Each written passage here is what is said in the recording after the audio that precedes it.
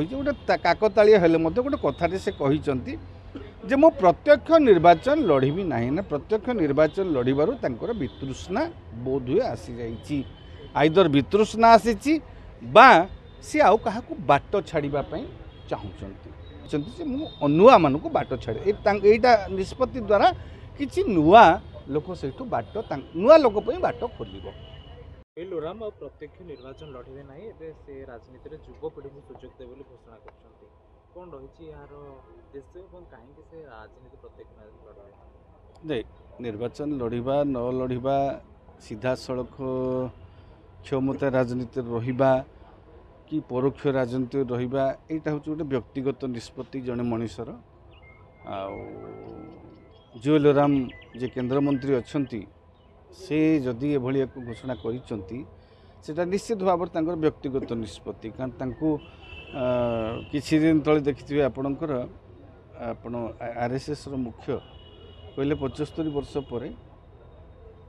नेता माने बाट छाड़ी देबा उचित युव गोष्ठी को ता पूर्व अमित शाह महोदय कहले सन्यास माने राजनीति सन्यास नेला परे मु वेद उपनिषद जो चाषबास मनोनिवेश करी ये बर्तमान गोटे ट्रेंड चली यही ट्रेंड भितर बर्तमान जुएल ओराम जो घोषणा करिसेंती जो कथा कहिसेंती हुए तो सेटा सब कार्य आज तांकर एबे जदि तांको बयस हला 61 मसीह जन्म माने तांकु पाखापाखि 64-65 वर्ष भितर हम तांकु ये टर्म सरला बेलू 69 हो जदिओ से आरएसएस मुख्यंकर से फ्रेम भितर आसुना 75 वर्षर फ्रेम भितर आसुना अवश्य से गोटे बाइंडिंग रूल बोली नुह किंतु ये गोटे प्रस्ताव देला पर ये जो यांकर कथा कर ये कथाटी गोटे काकताड़िया हेले गोटे कथाटे से कहते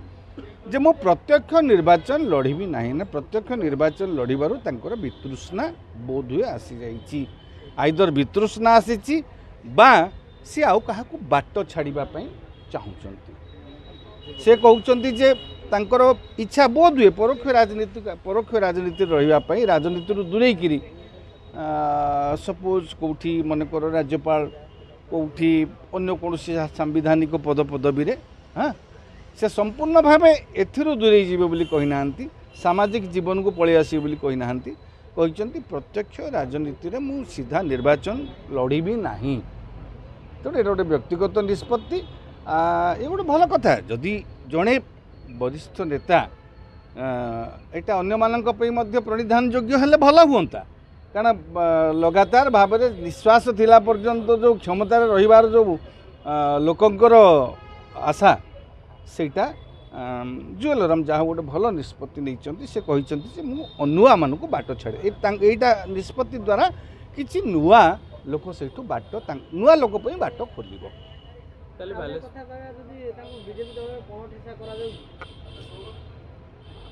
बीजेपी रे कौन ठेसा करा जाउछ बोले हम केंद्र रे मंत्री अच्छंती आ बीजेपी रे कौन ठेसा कौन करा जाई पारे जने केंद्र मंत्री हैला पर केमती कौन ठेसा कहबा हमें राज्य में धर्मेंद्र प्रधान को दबदबा रही से बड़ा जुएल ओराम को दबदबा देखियो को मिले नै जो पे से माने अनसिक्योर फील करछन सुनंतु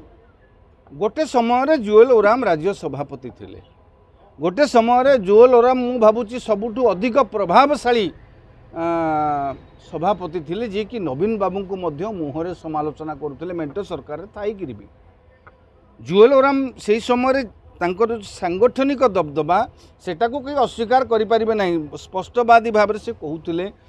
मेंटो सरकार शासन रे बीजेपी रहीकि मध्य सरकार को समालोचना करिवार तांकर से साहस सेतेबेले थिला बयस बढ़ुची स्वाभाविक भाव में बयस बढ़िले लोकंकर इनसिक्यूरीटी बढ़े मना करूनी किंतु वर्तमान देखा गले राज्य माने केंद्र सरकार रे जड़े केंद्र मंत्री अच्छंती राज्य रु एते 20 जन सांसद निर्वाचित होगी जाइचंती हाँ मात्र 2 जन मंत्री होइचंती राज्य जो 20 जन भितर 2 जन ना धर्मेंद्र बाबू और जुएल बाबू अश्विनी बाबू तो राज्यसभा बुझीपार तेणु राज्य स्तर में जदि कौन ठेसा करा जाउथबो से जदि अनुभव करते आपण जो कहउचंती निया नथिले धुआं बाहरेनी तेणु आपण मान जदि कोठी किसी अनुभव करिथिबे जदि सेमती किसी से निष्पत्ति नौथिबे ताल दलीय राजनीति बोधे दूरे रही चाहूबे परवर्ती पर यही टर्मटा सरला आम तो कथा जाने किंतु जो निष्पत्ति नहीं गोटे स्वागत योग्य निष्पत्ति नुआ नुआ पीढ़ीर जो बीजेपी जो नुआ युवक मैंने आसबे कि नुआ नेता मैंने से गोटे बाट खोलीदेवे।